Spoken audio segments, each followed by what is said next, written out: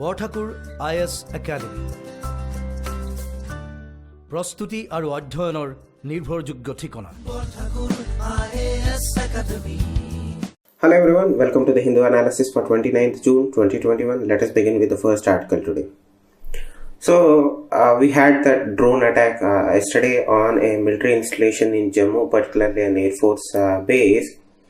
Now, when the investigation officers were investigating the attack, they didn't find any wreckage of drones being used there. So now a team of National Investigation Agency officers and a team of National Security Guards have joined together and are collaborating on investigation whether a different type of drone was used to launch such attacks. Earlier it was thought that these were quadcopters, but with no wreckage being found, there is another theory that they are exploring and investigating that some other long distance drones may have been used using launch pads from far away, and these two teams, both NSE and NIA teams, are going to investigate to find those launch pads to prevent such things from happening again.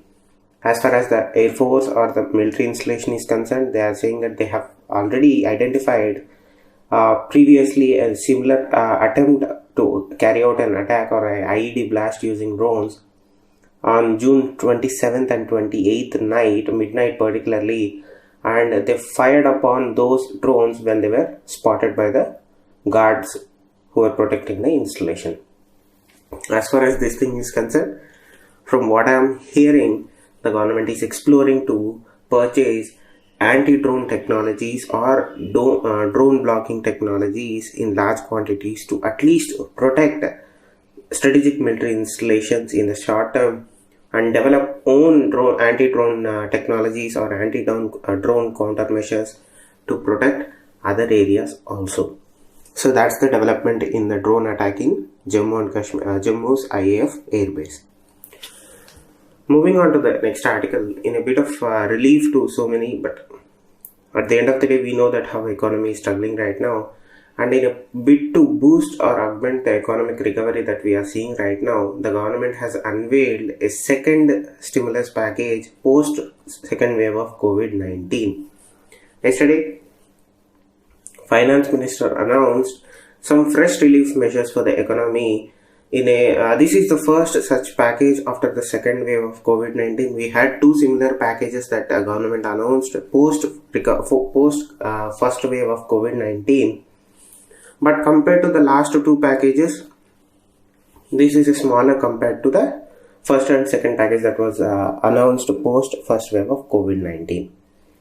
Now, the government has said that they are ramping up investments into healthcare capacities, but it would take certain time to realize those into fully capable functioning assets to deal with any medical emergencies that India may counter, a possible third wave or any new pandemic that India may experience in the future.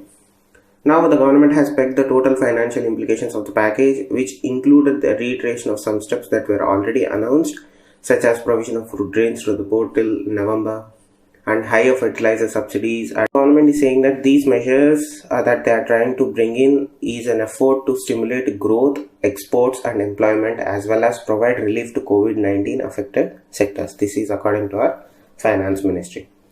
So let us look at what are these relief measures that the central government has announced. As far as the package that recently announced in the health sector, 50,000 crore credit guarantee for new and ongoing projects outside metros. Interest rate has been capped at 7.95%. 15,000 crore for public projects to augment pediatric care, ICU beds, oxygen supply and medical personnel. Now, in a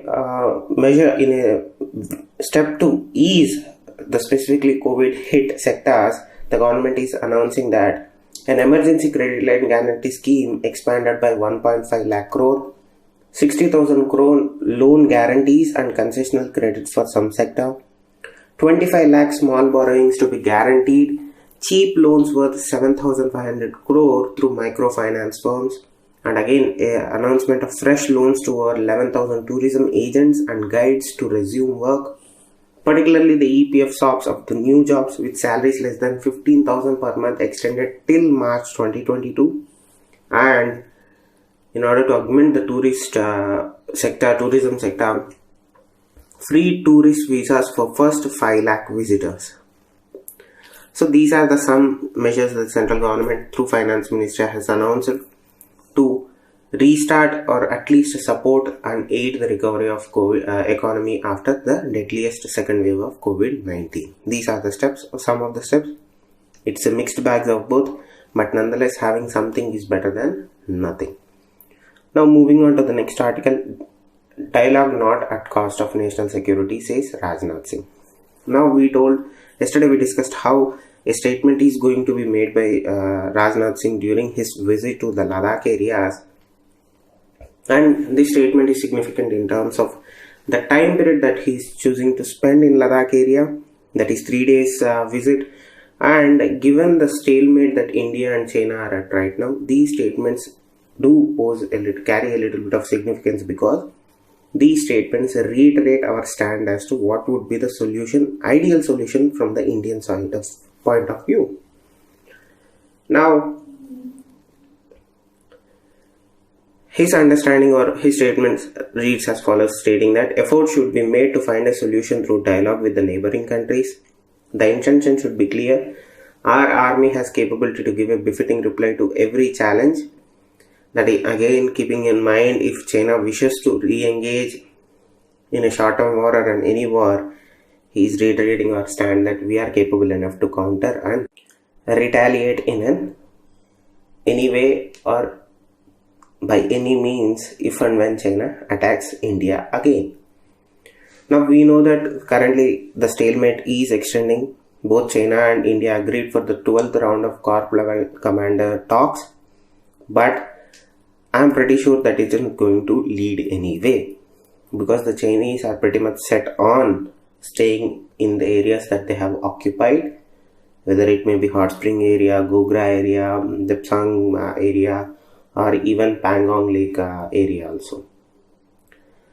So we have to wait and see, despite this visit and whatnot, until unless the Chinese agree to something meaningful, this situation is not going to be resolved. So moving on to the next article, reopen the files, reconsider privatization. This editorial particularly talks about privatization of PSUs or any other entities that the government of India owns. So privatization of public sector has not been a new idea. Either it may be banks, it may be any other organization or industry or a sector or an enterprise, whatever you take. Since 1991 reforms or post 1991 reforms, privatization of government assets has been at the forefront of agenda of every government in power. Now, the idea that we hold, everybody holds, is that compared to the public sector, private sector is inherently more efficient. But when you translate that into policy framework, the problems tend to begin. Now, nobody is denying with the fact that private sector is more efficient compared to a public sector enterprise. But in India, politics tend to mix up with business decisions, and these political issues or whatever you may associate it with, but they tend to come in the way of actual policy making decisions. That is why you have struggle in privatizing Air India. That is why you have so much trouble privatizing certain public sector industries that are making no profits for the last 2 or 3 decades. Now that is why whenever you want to carry out an actual privatization of an asset or a government asset through the progressive disinvestment process that the government intends to take, where the shares of the public sector undertakings are put in the market and they have to be sold. But as I said earlier, politics tend to come into that path, and that makes things very complicated. Now let us look at the public sector undertakings in our own country. Right, in India we have 3 categories of public sectors enterprises, with each needing its own analysis. It is not that every public sector unit in Indian government or every public sector unit in India is a sick unit, is a non-profit making unit. there are certain public sector entities in India and enterprises in India that are actually profitable and that are strategically important also. That is why you cannot put everything into a single basket and say that we are going to privatize everything. You have to look at each and every case by case basis. That is what the author also suggests here. He says that in order to actually achieve a profitable privatization plan, India needs to consider, the government in power needs to consider that all public sector enterprises are not bad. You have to categorize them into three things. This author suggests three such enterprises or three categories of such enterprises, where the first category of the enterprises are the enterprises or the industries, public sector industries that have been sick for long periods of time. Their technology, plants, machinery are obsolete. Their managerial and human resources are also obsolete. Now, when you look at such public sector undertakings or public sector enterprises, the conclusion is that there is no amount of money or no amount of effort that is going to make them successful or profitable. Now, what do you do with those industries? They should be closed. They should sell the assets.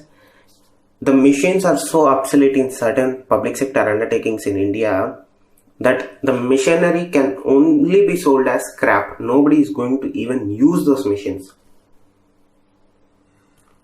Now, the problem again tends to come with the labor union aspect of it. Many governments tried to achieve this privatization balance in their enterprises. But what keeps happening is, the moment the word privatization is said in the same line with a public sector undertaking, political and labor things get attached to that, and it becomes even harder to carry out that process, because jobs will be lost. So the constituency where it is in, they are going to put up a hell of a fight to prevent that closure, and things tend to snowball from there till the point that the entire idea is shelved for something different. The second set of enterprises are the enterprises where they are not obsolete,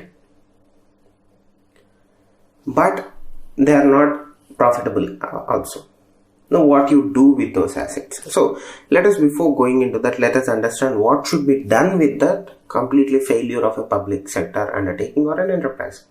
The best thing to do is take them out, identify them, sell all of their assets, just keep the land, because whether you like it or not, central government and public sector undertakings hold the most valuable land in India, because they are all around India in major cities, metropolitan cities, where the land values are skyrocketing right now, and these lands are sitting just idle because nothing is going on there.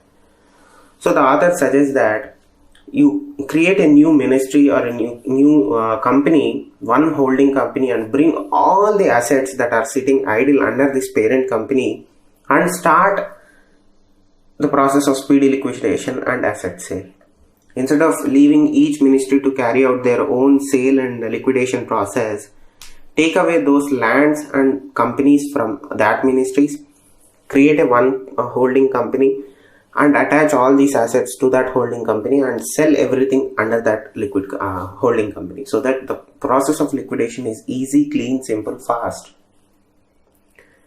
Now, let's come to the second set of enterprises, which are financially sick but can be salvaged. See, saving is not the word, salvageable is the word here, because they are capable of turning around, but they are financially weak. You need to support them. Now, the reason that they are financially sick is because of the micromanagement from the ministerial side of the view. So when you're talking about public sector enterprise, you have the management that should be allowed to take care of or take own decisions depending on market needs.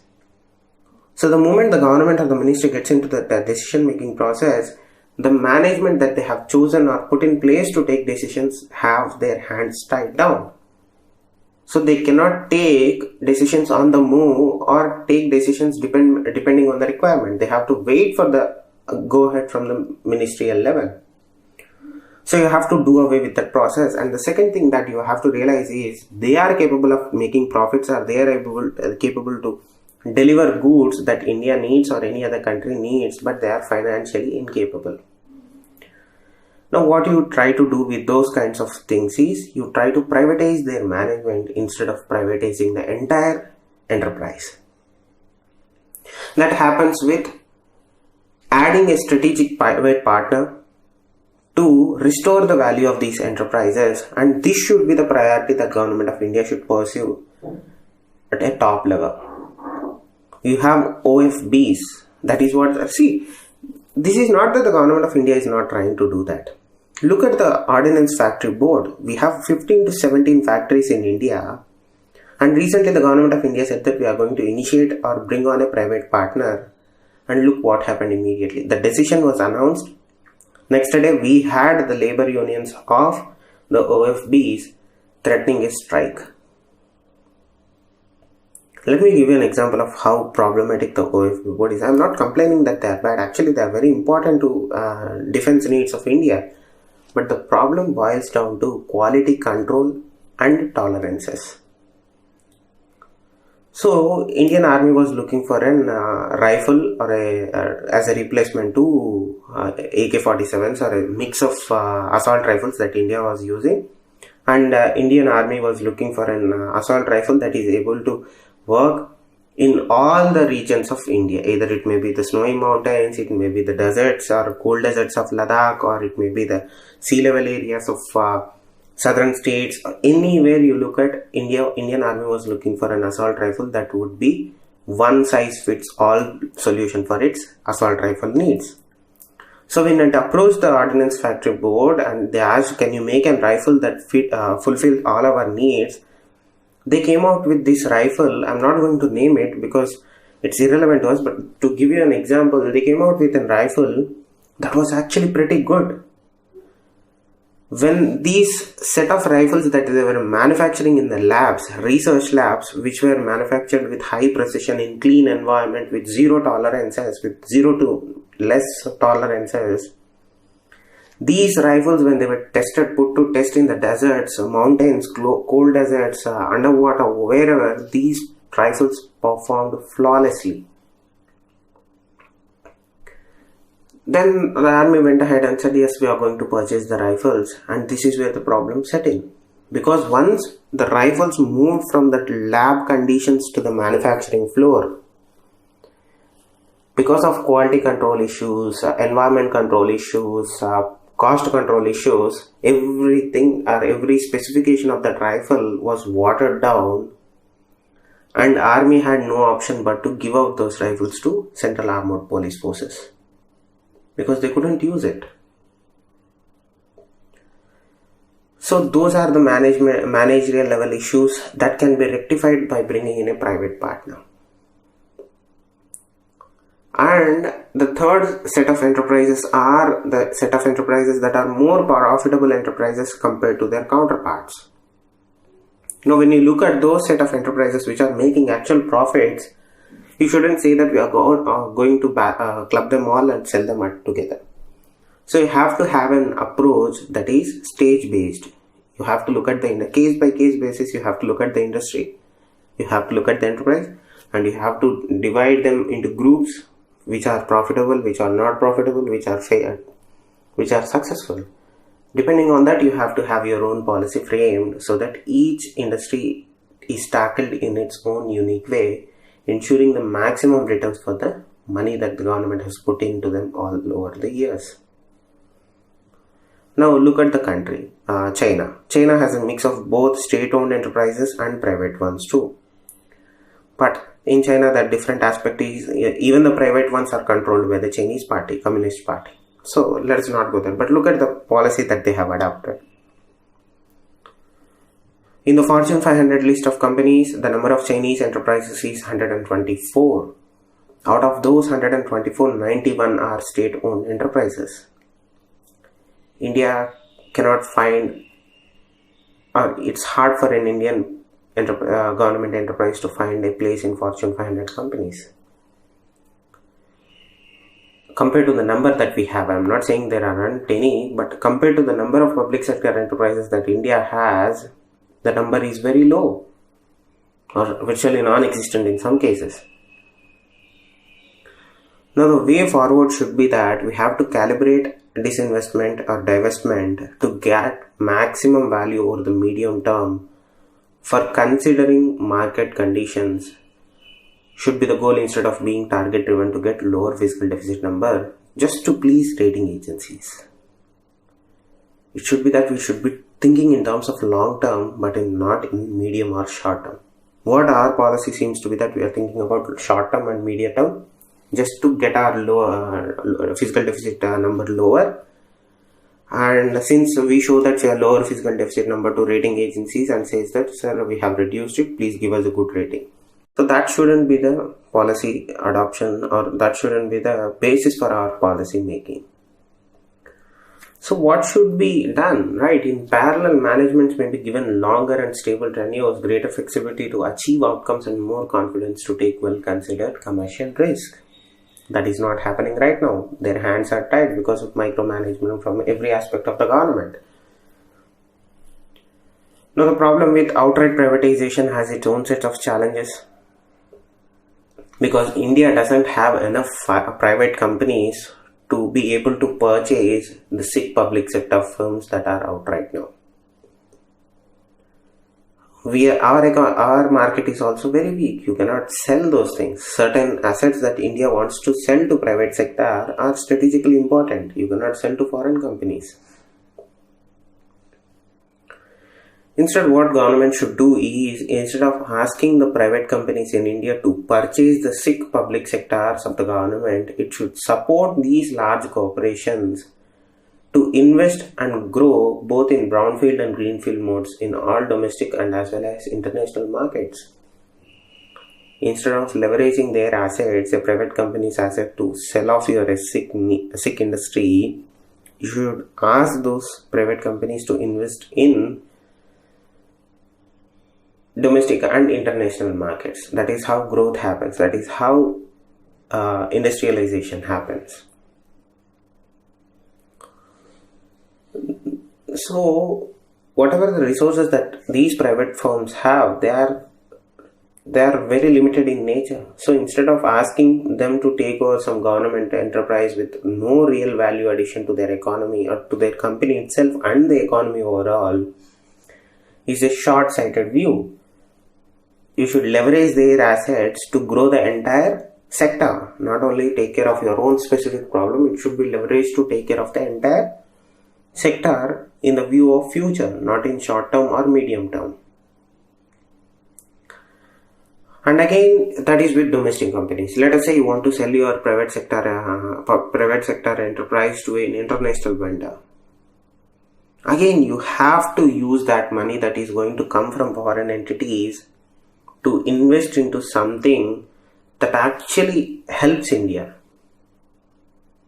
not simply takeovers of companies. We have to ensure that the investment comes in to be directed toward manufacturing sector, not simply take over something that is already in existence. Something new has to be made out of the investments that are coming out of other countries.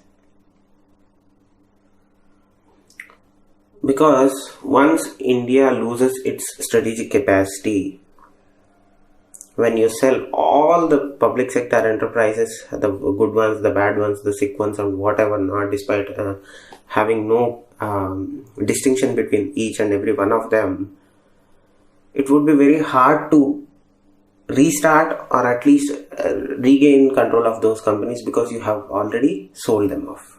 It's a one-way street. You cannot take your decisions back. And there is also the idea of employment. What happens once the privatization happens? Whatever the employment that is going through will not be same again, because there are certain reservations that exist in those public sector enterprises. No private company will be agreeable to the concept of having reservations in their employments. So that is also one issue that the government of India should consider before taking one size fits all approach in privatization of public sector enterprises. That is what the author of this particular article seems to be. And you have to agree that is a well-balanced argument in terms of agreeing or not agreeing with privatization of public sector enterprises in India. So moving on to the next article, rattling foreign investors. I think we discussed this article a few weeks back, where I was talking about, we were talking about the FDI that came into India, that 81.72 billion FDI that came into India, that was announced by Commerce Ministry, where I was saying that if FDI has to come, meaningful FDI has to come into India, or if foreign companies want to invest or should be willing to invest in India, India must uphold to or adhere to international arbitrations. But I told that in recent history alone, India has rejected 14 international arbitrations or judgments given by international arbiters, stating that it's a matter of national security and you have no jurisdiction over this particular matter. That doesn't sit well with foreign investors. That is what this editorial also talks about. So let's go into it. So India's failure to honor adverse international judicial rulings hurts its image as an investment decision.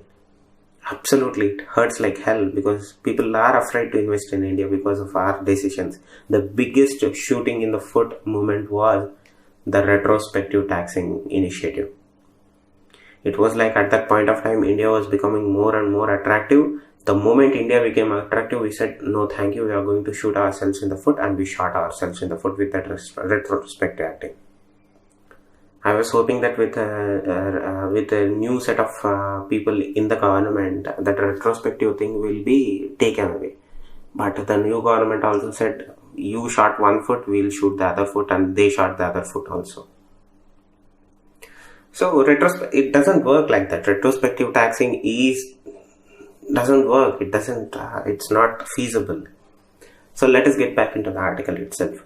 So India is, Prime Minister says that we are going to be Atmanirbhar. India is becoming the hotbed of investment, destination of investment for global investors.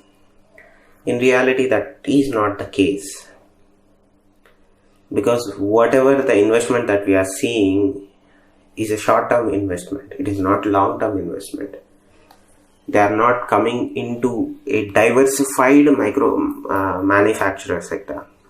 The investments are coming primarily into services sector. That doesn't translate into economic growth. Yes, they are a part of economy, but not to the extent that the manufacturing sector helps in the growth of economy. So one of the important factors that pushes investors to invest in a foreign country is, will the country that we are going to invest in keep their side of the bargain by honoring contracts and enforcing awards, arbitration awards or judicial awards even when it loses.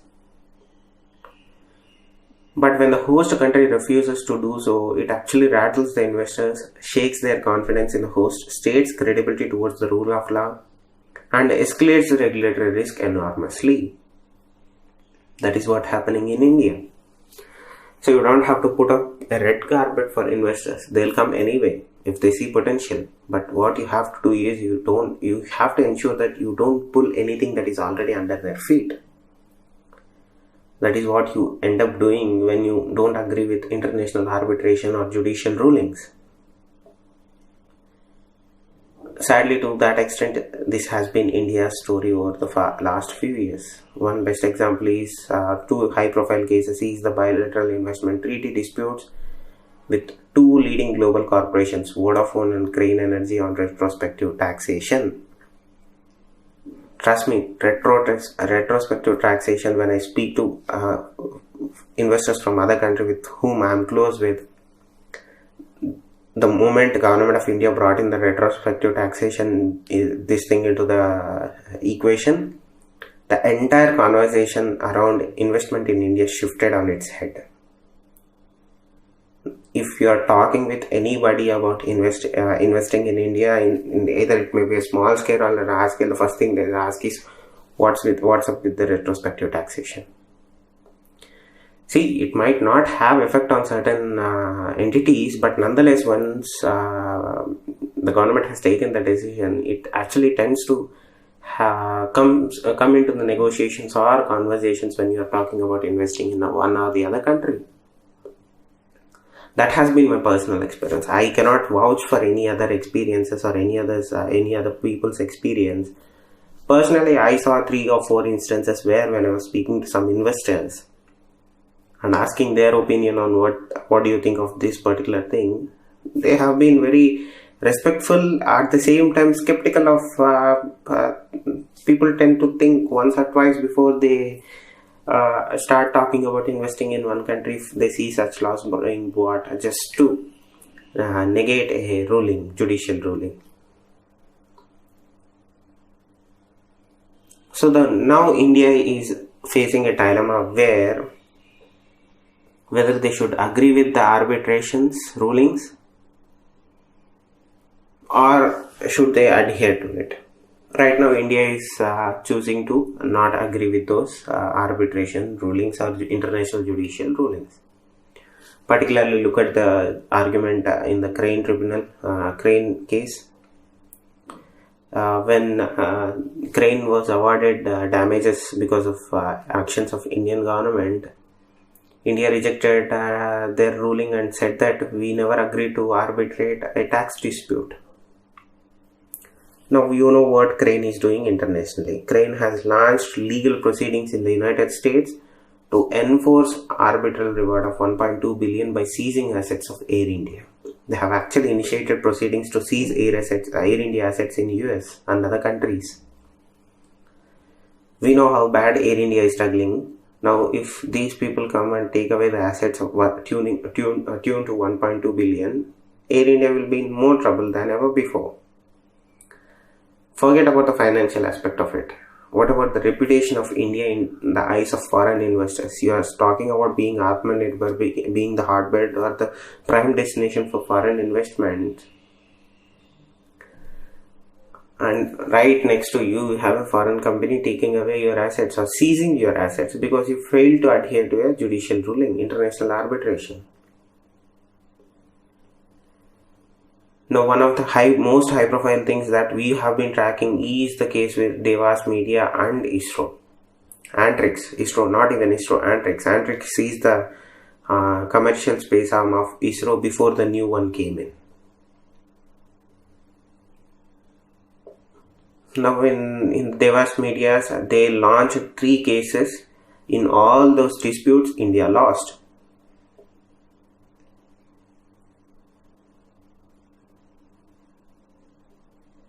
In the ICC arbitration, Antrix, the commercial space arm of ISRO, was asked to pay $1.2 billion to Devas, a company that is functioning out of Bangalore. And after the US court confirmed earlier this year, India is now challenging those things in other courts. See, it doesn't mean that India cannot challenge those things. India can challenge and India has the right to challenge. But you have to look at the facts of the case also. There has to be a limit. See, if a foreign company is coming into India and transgressing on Indian laws, if a foreign investor is trying to indisputably transgress India's laws, they should be dealt with firmly and they should be brought to justice. But these 2 particular cases, the Crane, the Vodafone, the Devas Media's cases, it seems that India lost those cases, and instead of complying with the rulings of international arbitration or international judicial proceedings, we tend to stall them.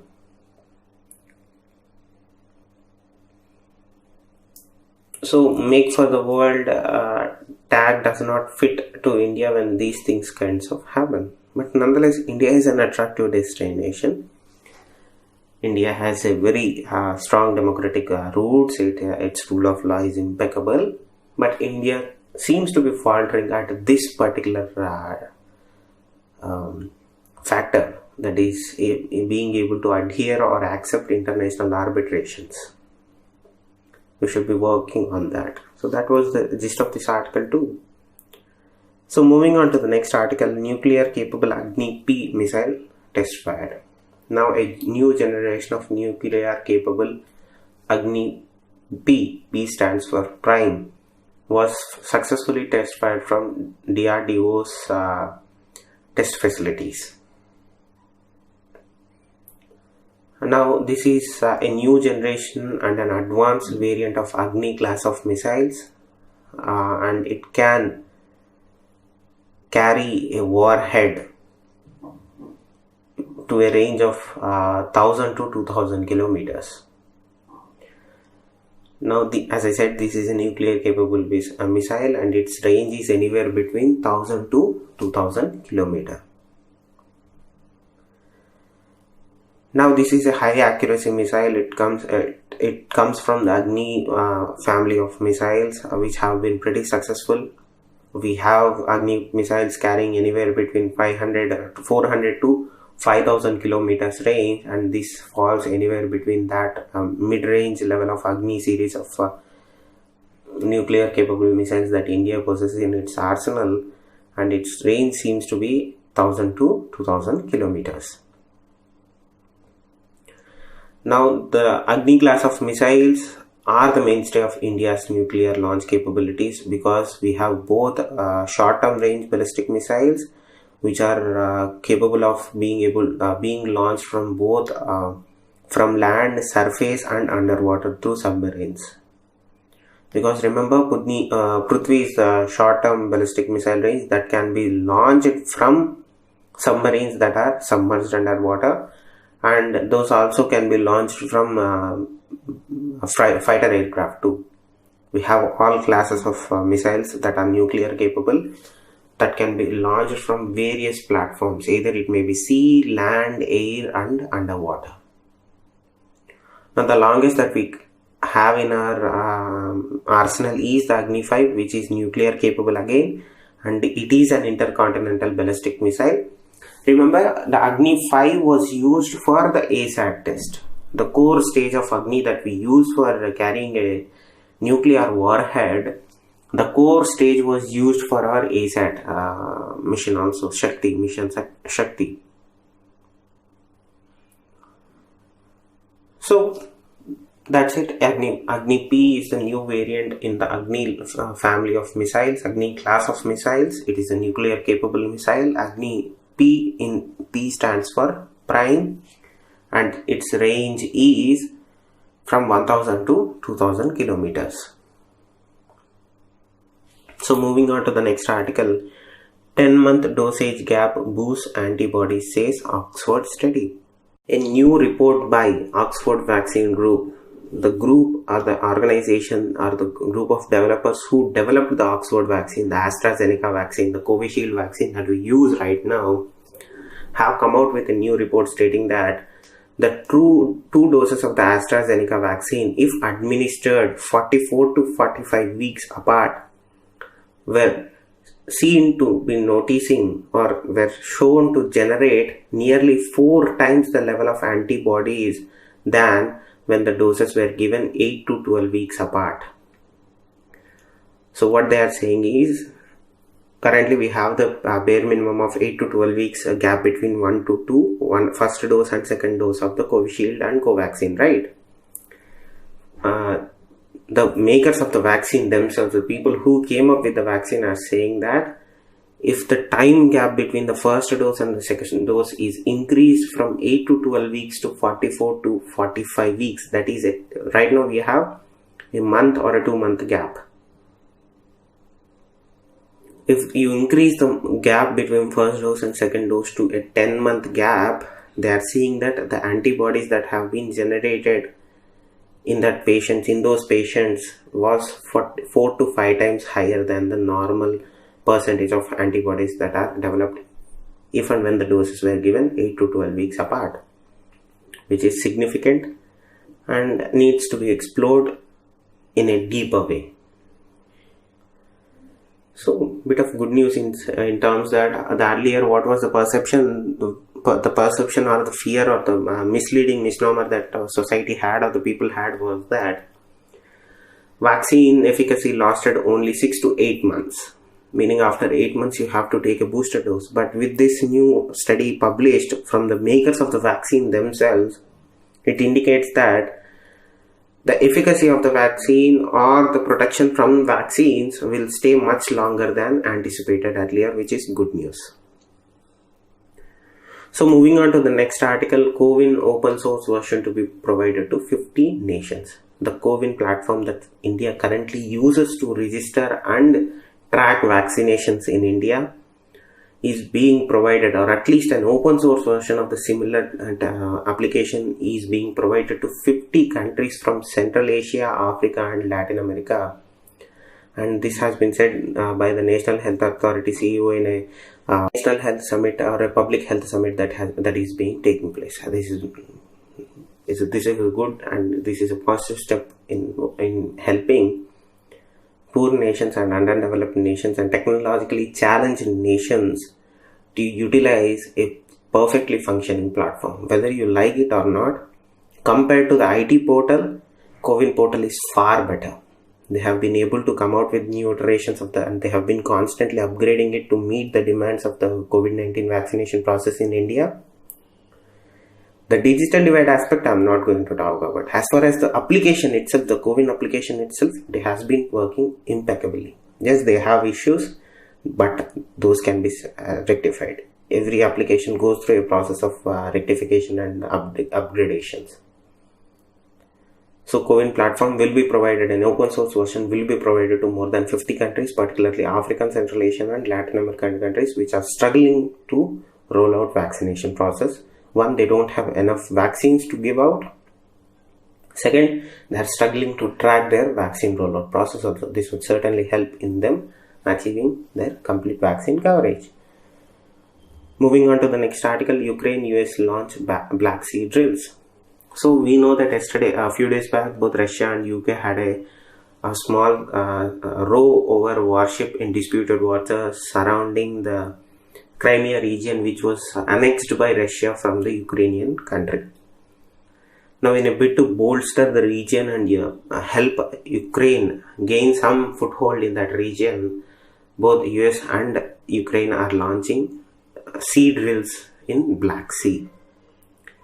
Now, we know that recently a British Royal Navy HMS Defender passed near the zone of Russia annexed Crimea, and in a show of force and show of strength, both Russian Coast Guard ships, Russian Navy ships and Russian Air Force fired warning shots near or in areas surrounding the HMS Defender, but did not fire directly at them or near them.